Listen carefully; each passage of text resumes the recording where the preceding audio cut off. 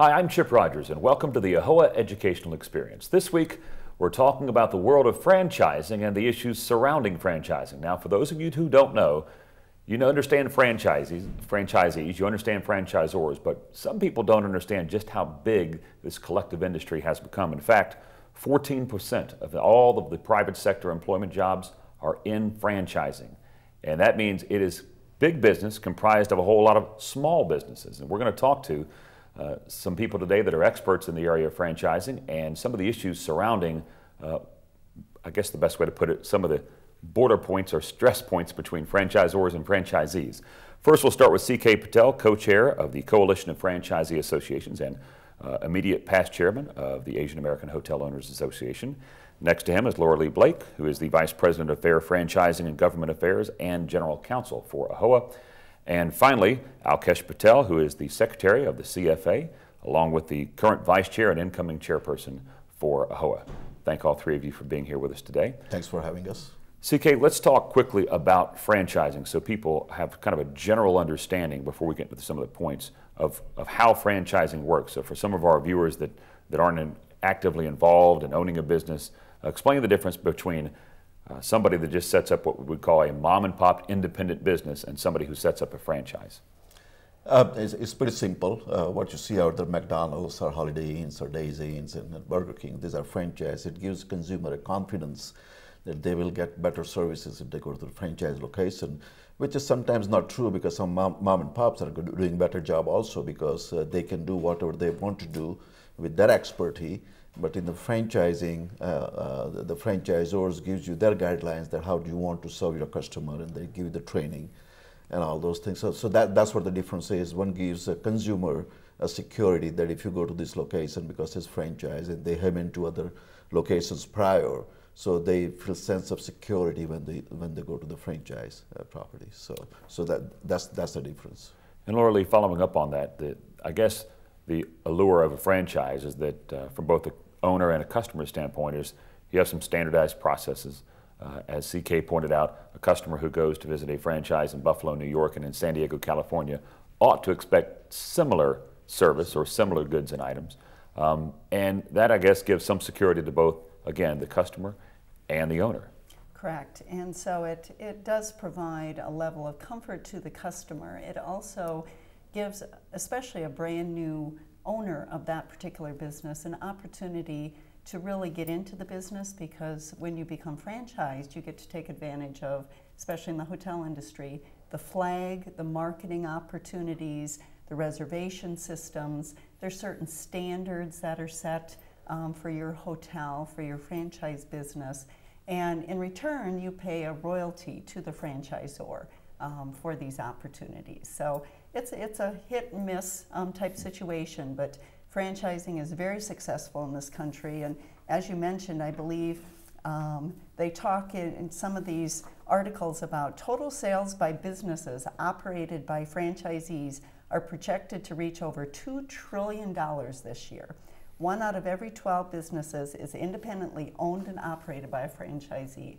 Those are staggering numbers. So obviously, discussions of franchisee rights are very important in today's economy.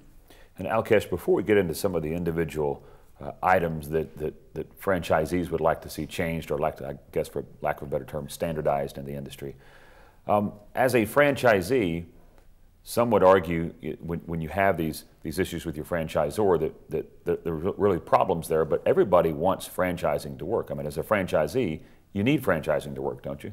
Absolutely, and that's what you pay for, right? Is when you say that what's the difference between being a mom and pop and a franchisee, is you get that consistency in return, rather than you individually going and market your own mom and pop business or individual business.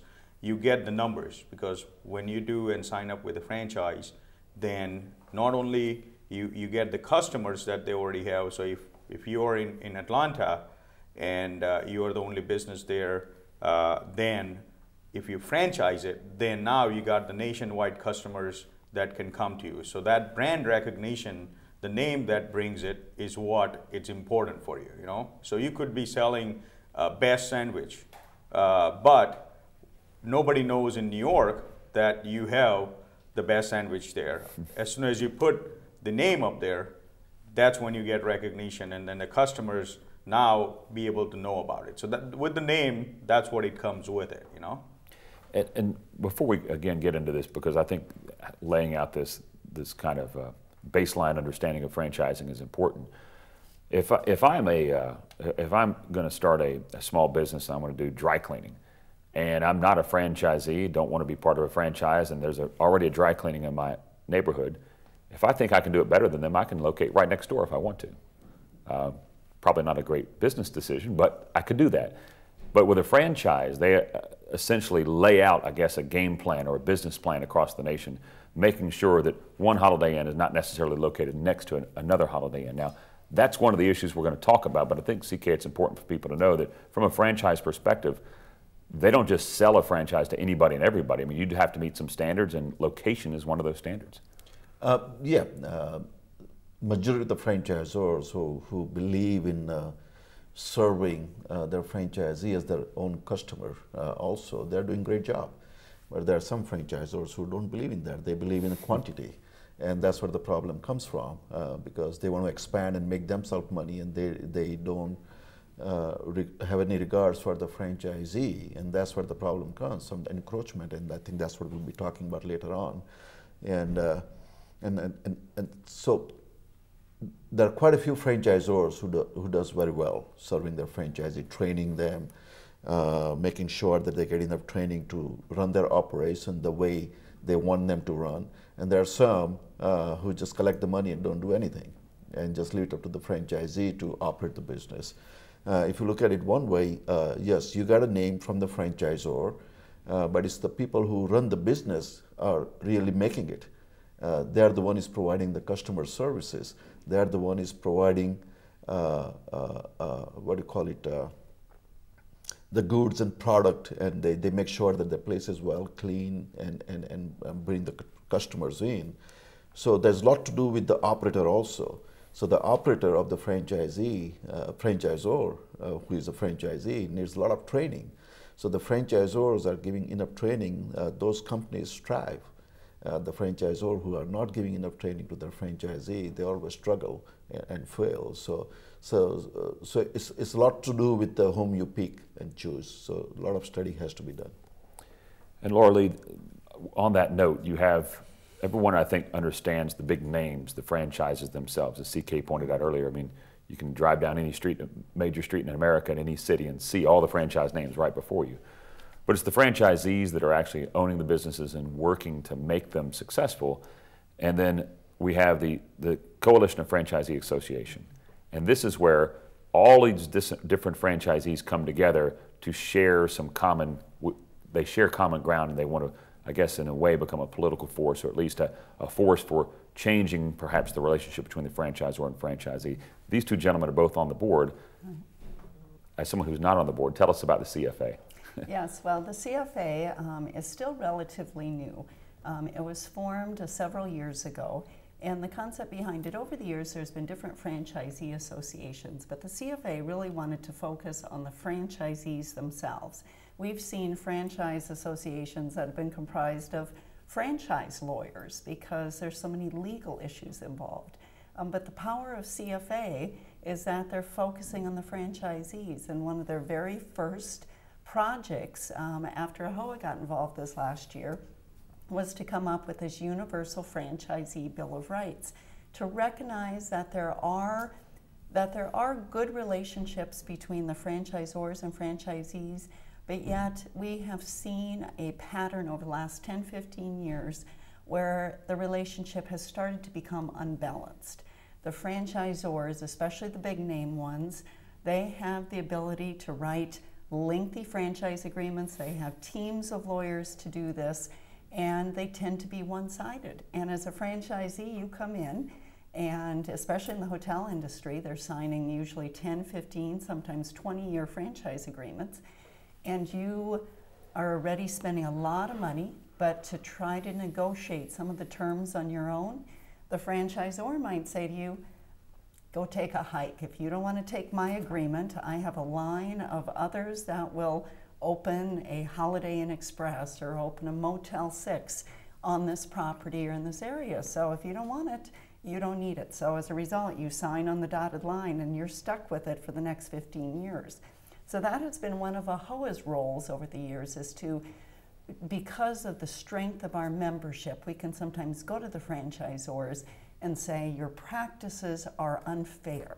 And that was really kind of the start, maybe 15 years ago, of something called the AAHOA 12 Points of Fair Franchising. And this Universal Franchisee Bill of Rights was really born out of that. Some of the other franchisee associations in different industries came to us and said, AAHOA, we see the success that you've had with the 12 Points of Fair Franchising. We want to do something on a universal basis to help all franchisees in other industries. And so that was really kind of the genesis of getting together with the other associations and formulating the Franchisee Bill of Rights. And that is a perfect segue, because we're out of time here for the first segment, but in the second segment we'll begin talking about those specific Bill of Rights points that the Universal Franchisee Bill of Rights addresses. We'll do that coming up right after this. And welcome back. Chip Rogers with you on the AAHOA Educational Experience. We are talking about the issue of franchising, more specifically the Universal Franchisee Bill of Rights that has been put together by the Coalition of Franchisee Associations. And with me again today, C.K. Patel and Laura Lee Blake and Alkesh Patel. And Alkesh, you serve as the Secretary of the CFA. These 12 points came together after a lot of work. I know you were heavily involved in that. And I want to start with the first one. It seems so basic, and when you explain it to people, they say, wow, I can't believe you don't have that right already. And maybe it's not specific to the hotel industry, but to a lot of franchisees, this is a big issue, and that is the freedom of association. What happens in the franchisee-franchisor relationship where somebody doesn't have the freedom of association? Yeah, and that's, it wasn't like that, you know. I mean, like Laura Lee mentioned, AAHOA came up with the 12 points of fair franchising. This was about, 12, 15 years ago. And that's when it was started. That time, you was not in a liberty to form your own association. So you did not have any say into any standards that brand can go and do without doing any due diligence.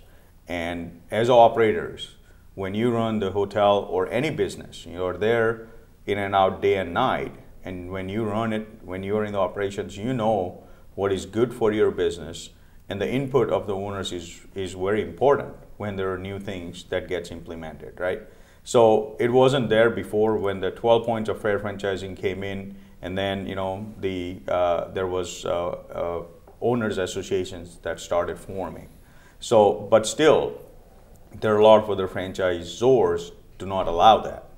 And the importance of having the owners association, particular to certain franchisees, that owners can vet down whatever the new products or implementations or requirement that franchisor is going to do. So having a freedom of having an association is important when the owners gets involved and discuss anything that is going to be brought on, if it's for the restaurant industry, it's for a hotel, dry cleaners, any one of it.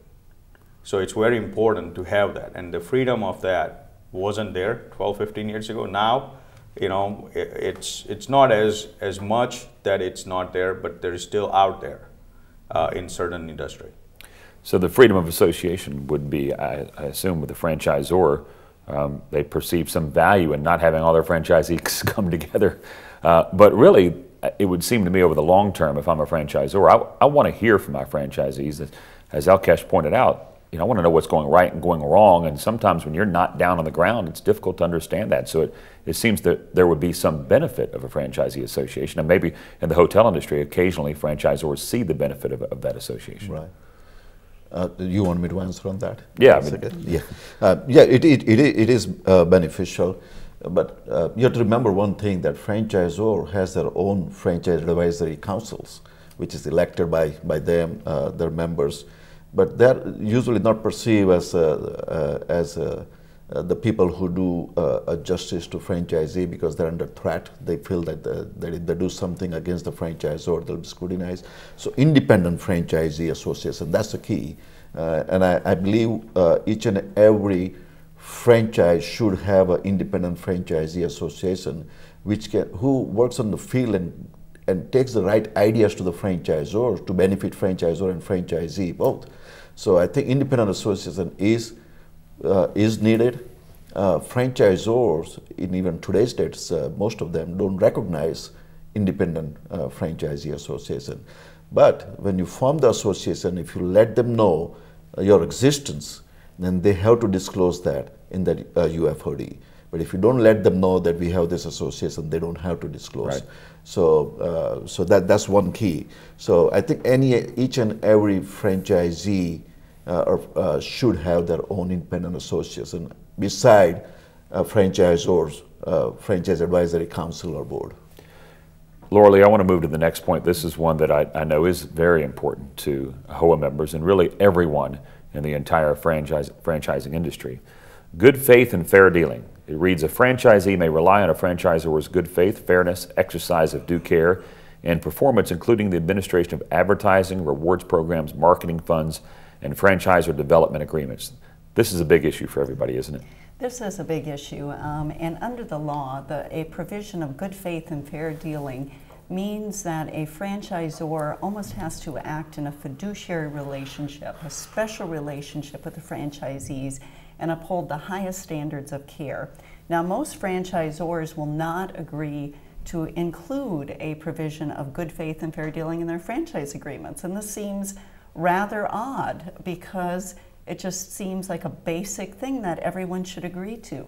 Now, thankfully, when franchisees have gone to court over unfair practices of the franchisors, the courts have recognized that in every contract there's an implied covenant of good faith and fair dealing. In other words, even if it's not written in the contract itself, the court will look at the implied, the suggested covenant of good faith and fair dealing. And so if there are truly unfair practices, the court will attempt to address those. We included this in the Franchisee Bill of Rights because we said this should just be standard. This should be, there is a special relationship between a franchisor and a franchisee, especially in the hotel industry, when our members are investing millions and millions of dollars, signing 10, 15, 20-year agreements, really putting their life savings into the industry or into the business, serving the public. There should be a relationship, a special relationship between the franchisor and the franchisee, that the franchisor has to treat each of its franchisees in a manner of good faith, fair dealing in all of these different areas, their rewards programs, their marketing of the brand, because they're getting a lot of money to do this. And so there should be a level of trust among both the franchisor and the franchisees. And Alkesh, we've got just a couple of minutes to go in this show, but it would seem to me that going into an agreement, sometimes a franchisee may not really think too much about this, but then they get in the middle of the agreement and they say, no, wait a minute, I'm not getting treated fairly here. I thought some practices were just commonly understood that it's supposed to be this way, and they find out, unfortunately, it's not that way until they go to court. Absolutely, and that's why this is very important, you know. So once you have these in the agreement, then anytime during the contract, if your business runs into any of the issues, and you can go and talk to them fairly, that if because you put another franchise within this area, or because you had all these marketing and everything that came up, but it's not working for my business. It's about ROI. You know, when you take it to your franchisor and you show your documents and say, look, you know, 5 years ago, this is what my ROI was, and now because you did X, Y, Z, it's not there, and I want to get out. And at that time, he doesn't get stuck with a contract that no, you have a 15, 20-year contract and pay LDs and stuff. So this is very important. All right, well, we are out of time for this particular show, but we're just getting into the Universal Franchisee Bill of Rights. We'll continue that in future shows, so make sure you join us for that. I do want to thank my guests today, Alkesh Patel, thank you for being with us, and Laura Lee Blake, and of course, C.K. Patel. I'm Chip Rogers for AAHOA, and you can reach me, chip@AAHOA.com. That's chip@AAHOA.com if you have any questions. Until next week, so long, and we'll see you again.